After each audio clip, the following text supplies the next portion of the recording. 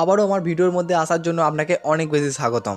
দেখুন, এমনিতে খুঁজতে গেলে বাংলাদেশের মধ্যে আপনি হাজারো বাইক পেয়ে যাবেন যেই বাইকগুলো অনেক বেশি শক্তিশালী, কিন্তু এই সব বাইকগুলোর মধ্যে একটা বাইক যেটা সব থেকে বেশি শক্তিশালী বাংলাদেশের মধ্যে, সেটা হচ্ছে R15। কিন্তু একটা জিনিস আপনারা লক্ষ্য করলে দেখতে পাবেন, অন্য সব হাজারো বাইকের তুলনায় R15 এর পপুলারিটি অনেক বেশি। কিন্তু এখানেই আপনারা একটা কথা ভেবে দেখেছেন, অন্য সব বাইকের তুলনায় কেন R15 এত বেশি পপুলার? জেনে নেবেন আজকের এই ভিডিওর মধ্যে। ততক্ষণের জন্য আপনাদের সাথে আমি এবং আপনারা ফলো করছেন ফ্যাক্টু বাংলাকে।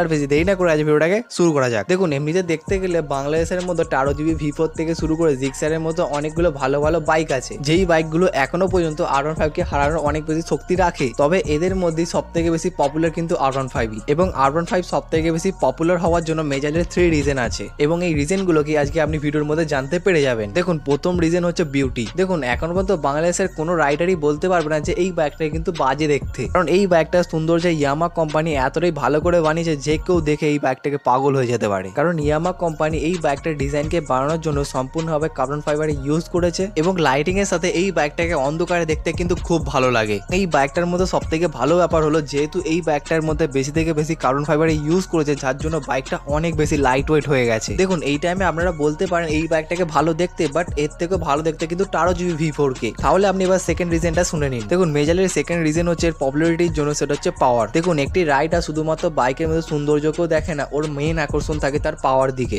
আর যদি এই বাইকটার পাওয়ারের কথা বলি, তাহলে এই বাইকটার মধ্যে আমরা ভালো করে জানি 155cc single cylinder air cooling ইঞ্জিনে ব্যবহার করা হয়েছে, এবং এই বাইকটার সর্বোচ্চ গতি 150 কিলোমিটার প্রতি ঘন্টা হয়ে থাকে। এবং আপনারা পৃথিবীর মধ্যে এমন কোনো বাইকই দেখাতে পারবে না যেই বাইকটা নিজের ইঞ্জিনের সমান সর্বোচ্চ গতি দিয়ে থাকে, এবং রাইডারদের কাছে এটাই সব থেকে মেন আকর্ষণ যে এই বাইকটা ইঞ্জিনের সমান সর্বোচ্চ গতি দিতে পারে। দেখুন, এটাকে করার জন্য R15 এর মধ্যে একটি VVA নামের টেকনোলজিকে ব্যবহার করা হয়েছে।